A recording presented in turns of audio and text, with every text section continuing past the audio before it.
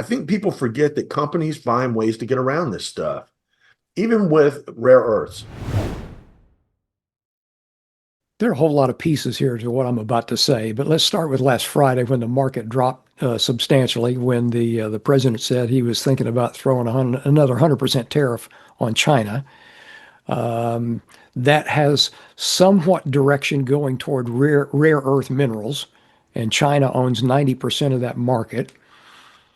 We're having a push to manufacture some or all of the semiconductor chips in the United States.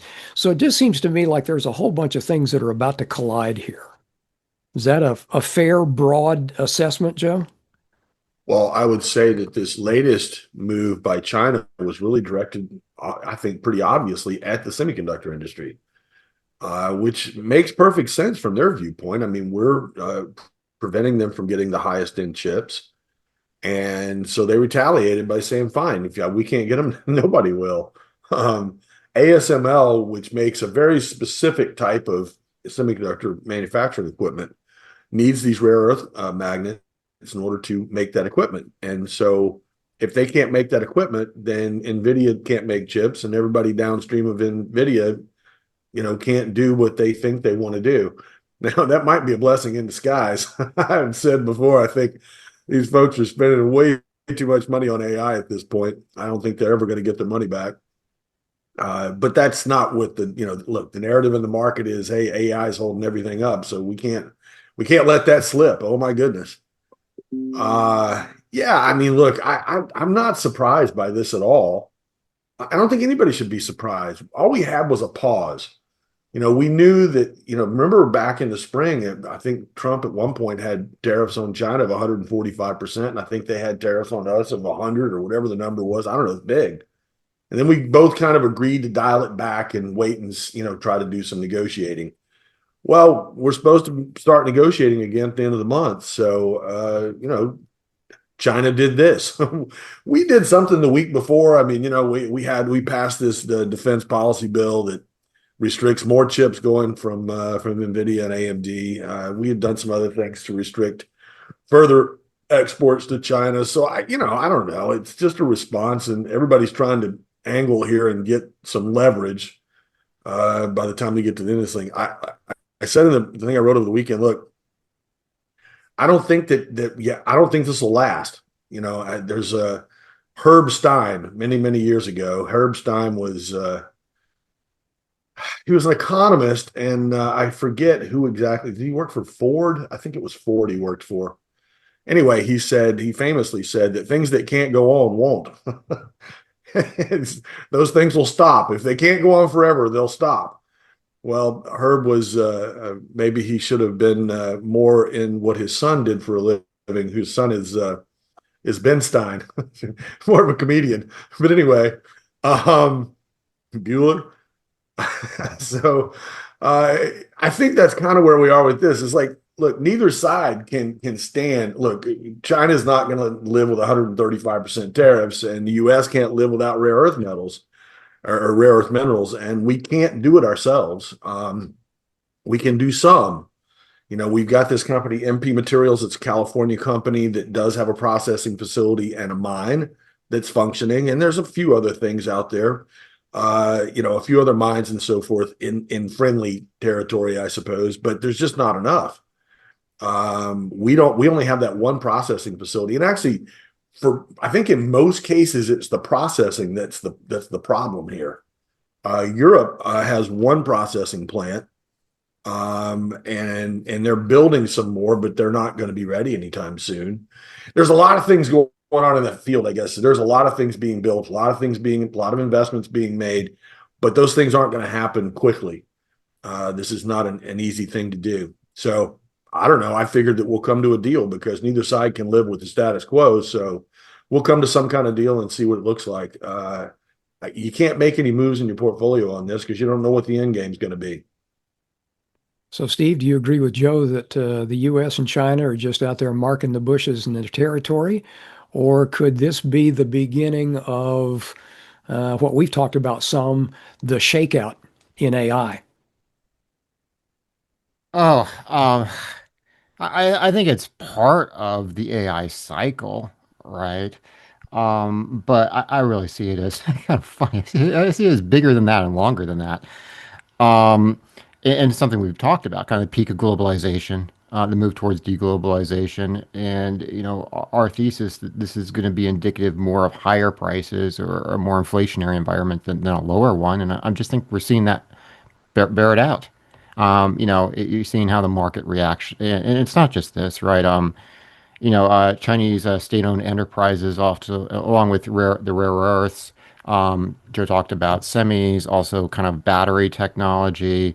You can take a look at some clean technologies. State-owned enterprises, they made key investments in the raw materials for a lot of medicines and antibiotics. Well, they cut that off. It's going to hurt.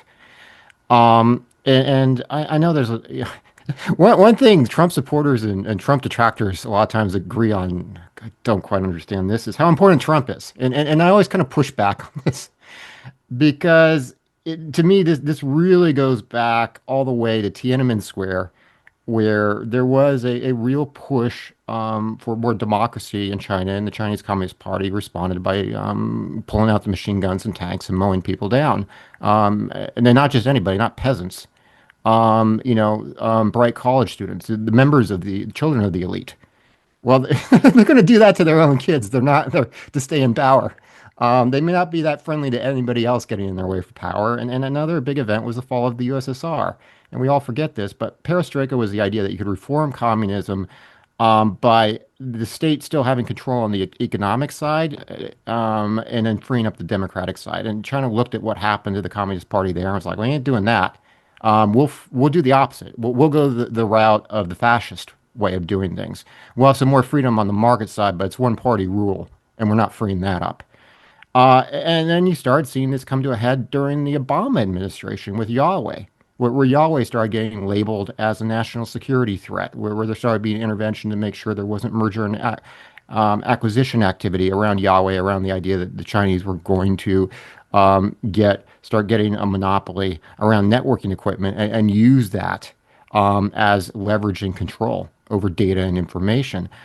So I'm sorry, I got news for you. If you think this is all Trump and it's going to go away once he's not in office, this goes back a ways, and it's going to continue.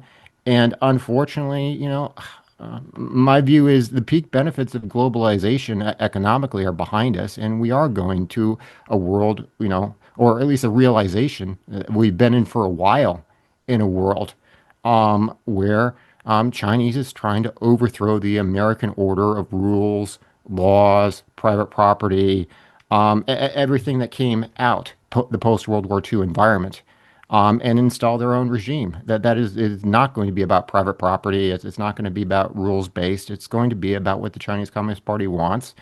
You can disagree or agree with which one is morally or ethically better. My perspective from a market is it's going to mean less global supply chains and more pressure on prices, and you have to react to that on markets, whichever way you bend ethically on this stuff. Joe, to go back to one point you made, there's an old axiom that says, look, think, act, or don't act. And I mean, I think that's kind of what you had described in the early part. There's really no sense to have a knee-jerk reaction at this point. No, I think people, they want to believe, like you said before, okay, is this the beginning of the shakeout in AI? Well, everybody's looking for that, so it's probably not going to happen right now. It'll happen when nobody's looking for it. That's the way these things work. I would just say that there are certain things I watch that have worked for me for a very long time, and I will tell you that I don't know. I don't think it matters that much what else is going on as far as trade policy or immigration policy, which is the two big things that are affecting that I think have the potential to affect the economy and therefore affect earnings and therefore affect stock prices, because that's the way this goes. But when you look right now, earnings expectations for the next year are darn good. And we know from history, if you want to figure out where the market's peaking, look for where earnings are peaking. One of my favorite indicators is something that I don't think anybody watches this. I watch So we're in the third quarter now. So we're going to get third quarter earnings coming up over the next few weeks. We've already started the earnings season. We got a few in the books, but in general, over the next 3 weeks or so, we'll get all the earnings for the third quarter for the S&P 500. So what do? What I do is I take that number and see what it is, and I compare it to the same quarter, quarter three last year. And as long as that's a positive number, the market's probably not going to go down much. And actually, it's even better than that. You can watch estimates. You don't have to watch and wait for the earnings to actually come out. You can watch estimates. Analysts do tend to change things a little bit. They're not great. But because look, they're human too, right? When the market's going up and earnings are going up, they're going to think that they're going to keep going up because that's what they do. And companies don't generally give a lot of warning about this kind of thing, but they may. The point is that if a company does a conference call and they warn about earnings in the future, the analysts are going to pick that up and earnings estimates will fall.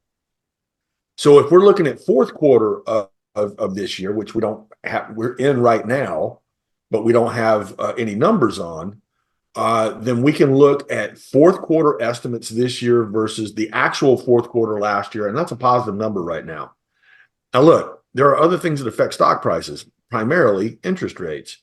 And that's where I really am worried more about interest rates than I am about earnings, put it that way.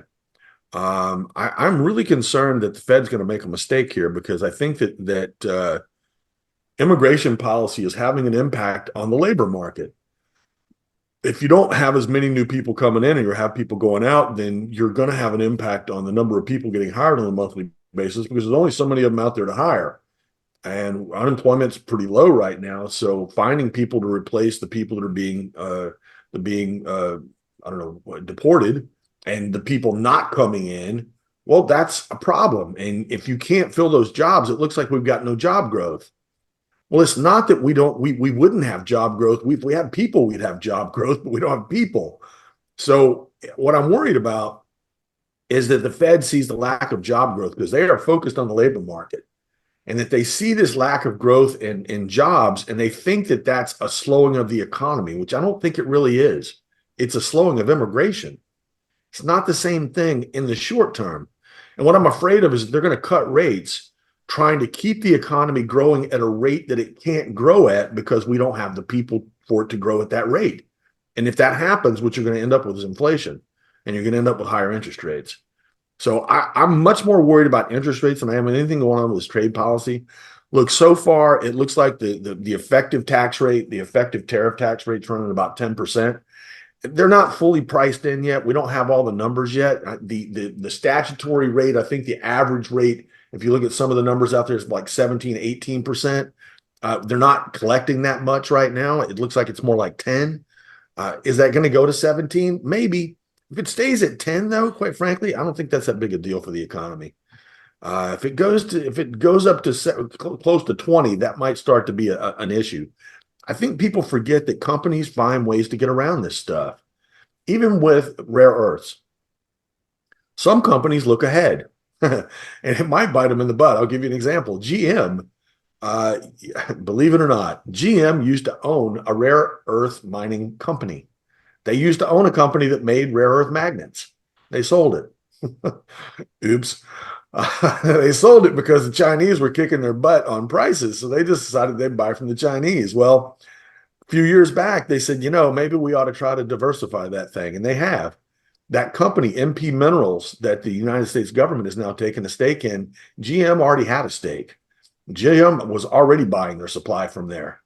So some companies find ways to get around this stuff, and other companies are out there doing the same thing with rare earths. They're signing contracts with other companies in other countries. They're trying to figure out a way to get around dealing with the Chinese. They can't quite get there yet. By the way, I'll give you one more thing. Here's where, man, tariffs are tough, especially when you slap tariffs on a whole country or a whole region and just say it doesn't matter what it is. Anything coming out of that country is going to get a tariff of X. Well, we've got President Trump put these, I think it's 50% tariffs on Brazil. Yeah, about 25% of the global supply of rare earth minerals is in Brazil. We might want to lift those tariffs. Sometimes you can shoot yourself in the foot. Anyway, look, like I said, there's lots of things to worry about. There's always lots of things to worry about. But right now, this stuff with trade, it just doesn't concern me that much. There's much more difficult things to solve, put it that way. Always good perspective, guys. Thanks. If you'd like some help with your portfolio, we are more than happy to talk to you about that. Let us know at info@alhambrapartners.com.